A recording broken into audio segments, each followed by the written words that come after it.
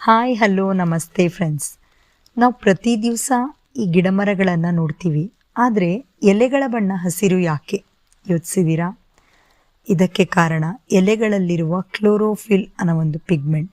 ಹೇಗೆ ನಮ್ಮ blood red ಇರೋದಕ್ಕೆ ಹಿಮೋಗ್ಲೋಬಿನ್ ಪಿಗ್ಮೆಂಟು, ಹಾಗೆ ಈ ಎಲೆಗಳಲ್ಲಿ ಕ್ಲೋರೋಫಿಲ್ ಅನ್ನೋ ಒಂದು ಪಿಗ್ಮೆಂಟ್.